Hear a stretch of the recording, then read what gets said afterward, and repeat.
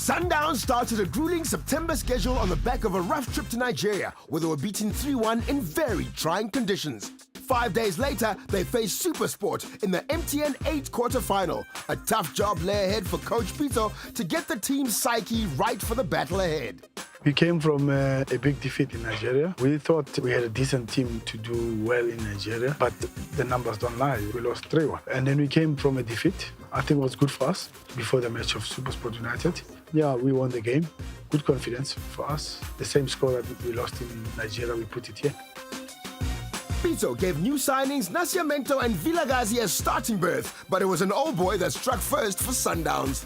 That Wayne goal was one of the most important goals of the three because it came against the run of play. We were under pressure. We have a chance there. Wayne Aronson took it. They had about 4 or 5 corners, and we went once that side, and we scored. And it brought us back. We got our confidence. Our typical play, the second goal, they were passing well, and they kick a shot from outside the box. Villa was the lucky one to deflect off him and into a goal. That one was a class. It shows maturity on karma. It brought us to the semi-finals. The game also brought a few headaches in the form of an injury to star striker Leo Castro. The coach was going to have his hands full juggling players for the tough month that lay ahead. I always say we have 2 semi-finals, but we have 4 semi-finals. You can never say the intensity of the other one is not the same as the other one. Your lead can go like that. We were winning 3-1 against Midyama, and we couldn't come back. But we have a mentality, we know how to play home and away now. I think we have an advantage on that. The challenge on those games is the number of games and the rest days in between. And also the PSL wants to put games in between. There's no any other way but to use 2 teams and rest players. Yeah, but we put ourselves in that position. A lot is expected of us. A lot will also be expected of the new signings, with the squad having no mid-season break and showing the wear and tear from all the battles they've been involved in the last few months in the form of injuries.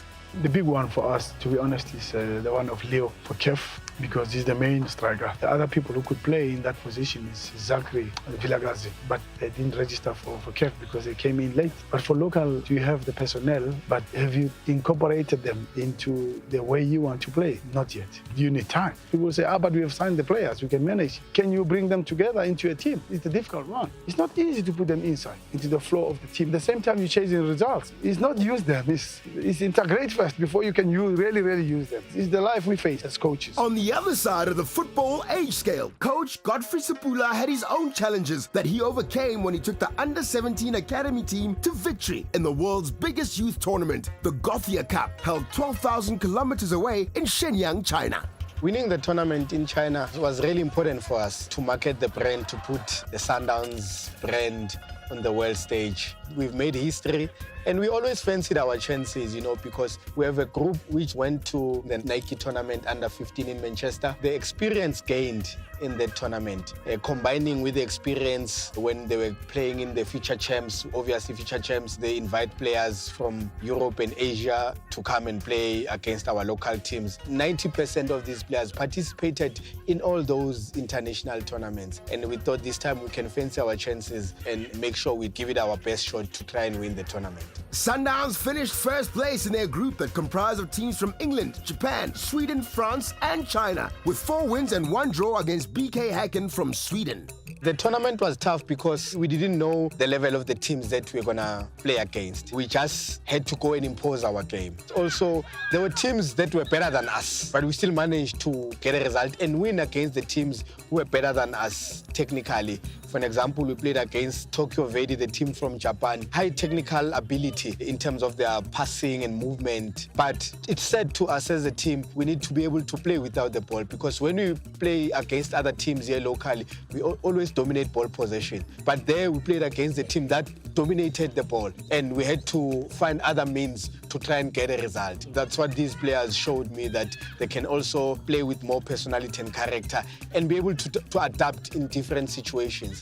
But the learning curve wasn't just reserved for the players. With over 600 matches played over the week, the Gothia Cup is the perfect place for a coach to learn about upcoming football trends. As a coach, I've won with the team like tournaments at home, Engine tournament twice, Future Champs, the Under-17 SAFA tournament. But going abroad and as a coach winning the tournament, it was a great achievement for me personally. And obviously the players are the ones who are playing, so we give all the credit to the players. However, for me, you learn Even when you discuss football with other coaches, the new trends that are coming up in Europe. So what I've learned is that most teams, they approach the tournament with the same strategy. They're developing players to play in their senior teams. The team from Japan, even when they were trailing, they did not change their style of play trying to chase the game. They still maintained to their own playing style. So over and above trying to win, they want to develop their players in their own playing style. So for me, that was a lesson that I took from the tournament. Sundowns beat Kinetic Academy from England 2-0 in the final to win the tournament and announce to the world that African football is alive and well and a force to be reckoned with in the future. I'm really proud of this team because we have a bunch of special, talented players. This type of team in the academy, it doesn't come every season. For me to have been the coach of this special group, this under-17 age group this season, is really pleasing. I think they have what it takes to play at a high level. In our first MDC League match, we have 4 players who took the field. 3 started. At 17, we had players playing MDC. And I hope that we'll have more and more players from this group that are going to be graduating to play in our senior team and to go on and play for the national team, because we can't be talking like this now. And in the future, if we don't have players graduating to play at the top level, I think this exercise would have been a waste. On the first team front, the battles continued as they started their first of 4 semi-finals they faced this month. An away game against Chippa United in the MTN 8 in Port Elizabeth. Chippa is a very, very good team, a very good coach who loves free-flowing football. I always call it proper football. They're dominant in possession. They try and make you look for the ball and they weaken you. You know, a little bit boring, but beautiful to see, easy on the eye. We should not forget that we need to score goals. You must always score, try and score away. It gives you a very good chance. You might not win, but score away. It will give you an advantage when you come home.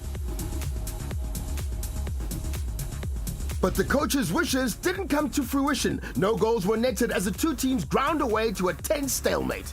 Chippa is a very good team. They're good on the ball. They have good ball players. After a while, we were marking most of the time. But I think with all of the ball possession, they didn't have clear chances like we had. We had a few chances in the first half where we could have scored. And I think if we scored, the game would have been a total different game. I think it was a good preparation for us. We know what to expect now with the second leg. With Castro's injury, the CBD was no longer in full flight, and the coach's new look attack included Tau, Vilagazi, and later Zachary and Morena, leaving the pair of Dolly and Billiat in adaptive mode. When we started with me, Kama, and Castro, in the beginning of last season, you know, it was also a bit difficult because we weren't used to each other. But once we clicked, you know, things started going our way. And I think with Percy and Villa playing more games with us, they'll also get into the groove and they'll start understanding how we play. And we just need a few more games and then things will go our way. 3 days later, the Brazilians were in action again in their first league game, and the coach had no option but to play a totally fresh team that included a starting berth for Kennedy Mwini and Lucky Mohomi. It was nice coming back for a Maritzburg game, you know. Anxiety is always there if you haven't played for long. I think I tried to calm myself, though it wasn't easy, but sometimes football play, you have to use your experience and your brains. It didn't need anyone to encourage me. I'm a professional football player. I have to encourage myself, and that's what I did. Obviously, there were nerves before, but then again, once I got into the pitch, everything goes away. Enjoyed my game very well. Still, there's room for improvement. I'm sad that couldn't get the maximum point, but at least got something out of that game. It was one of those games that, look, we didn't win. We did try our best. Like the coach said, everyone tried his best. We got a point. I wish we'll count at the end of the season.